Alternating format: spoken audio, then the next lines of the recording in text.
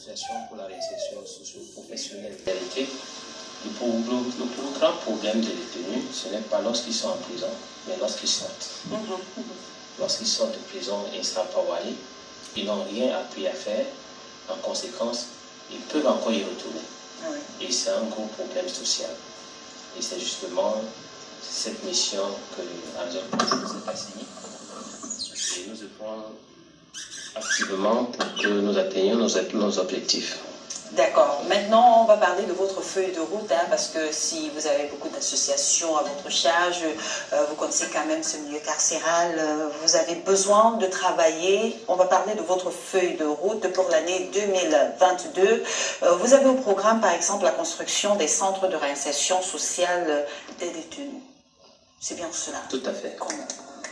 En réalité, les centres de réinsertion socio-professionnelle des détenus sont des centres de formation des détenus en fin de peine en vue de leur resocialisation. Parce que comme je le disais tout à l'heure, il y a beaucoup qui sortent de prison, ne savent rien faire. Et ils sont encore exposés à leurs anciennes habitudes, c'est-à-dire voler, pour ceux qui volent. Parce que la plupart des jeunes qui sont en prison, c'est pour le vol. Oui. Ces centres donc sont envisagés pour la formation professionnelle des détenus dans les métiers d'élevage, l'agriculture et puis dans tous les autres petits métiers qui peuvent facilement les aider à avoir de l'argent et à s'auto-prendre en charge. Vous faites là quelque chose de louable, de bien, mais il y a d'autres personnes qui ne vous comprennent pas dans la société. Vous êtes d'accord avec moi? Quand on parle souvent d'aider ces personnes qui sont incarcérées, d'autres vont dire c'est un criminel, il a tué, donc il mérite la mort, il mérite ce qui lui arrive, on ne devrait pas aider les prisonniers. Quel message est-ce que vous avez à l'endroit de ces personnes qui pensent pareillement? Le message que leur envoie, c'est de leur dire que j'ai pensé comme avant, que tous ceux qui étaient en prison, c'était des délinquants, mais ce n'est pas le cas. En réalité, il y a une catégorie de personnes qui doivent rester en prison. C'est les grands délinquants. Mais il y a une autre catégorie qu'on peut resocialiser. Ce sont des gens qui ont commis des erreurs, qui les reconnaissent et qui veulent se repentir. Alors, on ne peut ne pas les tenir par la main. Leur donner une deuxième chance. Tout à fait, c'est ce que nous sommes en train de faire. D'accord, et c'est toujours bien de donner une seconde chance à une personne qui a envie de changer, parce que j'aime ce que vous avez dit, on doit souligner cette personne qui reconnaît son tort et qui a surtout envie de se repentir. Tout à fait. Parce que si on n'a pas envie de se repentir, ça devient compliqué. Maintenant, vous nous dites quand même que votre association ne fait presque pas de descente ou de dons dans des prisons. Mais vous avez cette association, c'est un peu difficile à comprendre. C'est que vous ne le faites plus ou bien vous ne le faites pas? Nous ne faisons plus comme avant. Nous faisons des descentes ciblées. Lorsque nous faisons une descente, c'est pour la sensibilisation.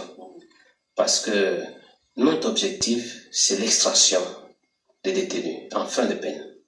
Pour les mettre dans des camps de formation, des camps qui sont considérés comme des écoles. Alors, faire des descentes tout le temps dans les prisons ne sert à rien. Ah bon? Il faut faire une descente utile. Nous faisons une descente dans certaines prisons une fois par mois, puisque c'est une mission que nous nous sommes assignés, mais les descentes fantaisistes, nous ne les faisons plus. C'est-à-dire que vous avez un petit problème avec ces personnes qui sont souvent là à appeler les médias et faire des dons. Vous avez un problème avec ça? Vous trouvez que c'est pas utile aussi? En réalité, ça ne porte pas. Oui, en réalité, lorsqu'on pose un acte, c'est pour atteindre la cible. La cible, c'est le détenu. Et la meilleure façon de faire, c'est de rendre utile le détenu. Mais en allant dans les prisons, en leur donnant à manger, on les rend utiles, on ne les aide pas. Ils ont quand même aussi besoin de manger. Souvent, il y en a d'autres personnes qui sont vraiment dans le besoin, même avoir un repas par jour, c'est compliqué. Donc, il faut descendre sur le terrain pour comprendre la réalité. Okay. Et nous avons fait du chemin pour en aboutir là. D'accord. Donc, nous ne disons pas que donner à manger aux détenus, parce que ceux qui sont chez nous, qui sont en fin de peine, on les nourrit. On les soigne, on les loge, on les nourrit, on leur donne tout. Mais nous ne pouvons plus le faire dans les prisons. Parce que ceux qui sont dans les prisons doivent être sensibilisés avant d'être intégrés dans un programme. Très important. Ouais. Maintenant, quelles sont vos attentes particulières vis-à-vis du pouvoir public? Parce que quand même, on peut avoir des attentes. Tout à fait. Vous savez, notre mission, c'est d'accompagner l'État. Parce que ce que nous faisons, c'est la mission d'État. C'est une lourde mission que l'État ne peut pas porter tout seul. Et en ce moment, en tout cas, nous avons d'abord travaillé dans la discrétion pendant longtemps. Et nous avons estimé que le moment est arrivé de publier ce que nous faisons et d'attirer l'attention de l'État parce qu'on l'accompagne afin que l'État aussi nous assiste dans notre mission. Donc, je suis à Yaoundé justement pour cette intelligence dans ce sens-là. Et je pense que les pouvoirs publics, localement, je veux dire là où nous avons installé notre premier site, nous assistent déjà suffisamment, ont compris le bien fondé de notre programme et tous les autres le font et le feront. Voilà, c'est vrai, je vais vous laisser le soin de passer un dernier message à l'endroit de tous ceux qui nous regardent, mais avant, on va le dire, hein, nos prisons, on le dit, de plus en plus sont bondées de monde, on a presque plus d'espace, donc on va quand même sensibiliser encore ces jeunes délinquants, éviter vraiment, surtout la jeunesse, cette personne-là, éviter d'être dans les problèmes où vous allez vous retrouver en prison, parce que c'est pas vraiment une bonne chose pour vous, pour votre vie, pour votre jeunesse, pour votre avenir. Donc, quel message à l'endroit de tous ceux qui nous regardent ce matin, M. Blaise Ekome?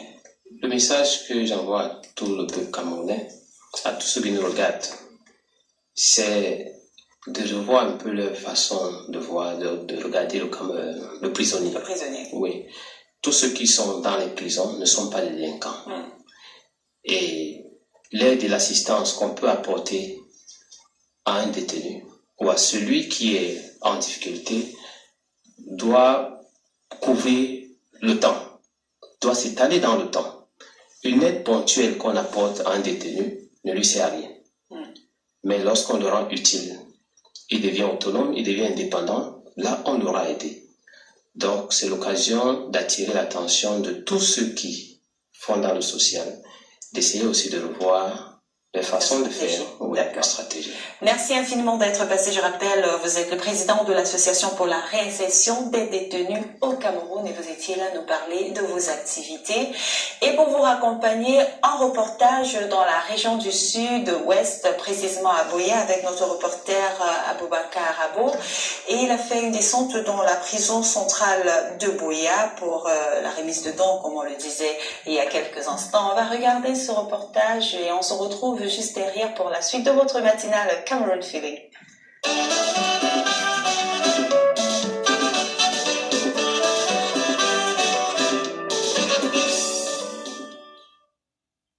Le geste fut simple, mais pour les bénéficiaires, il signifie tant de choses que ces murs leur ont volé le rêve et l'espoir. En effet, c'est tout sourire et ému que les pensionnaires de la prison centrale de Boya ont accueilli la délégation de l'association camerounaise pour la vulgarisation des droits de l'homme.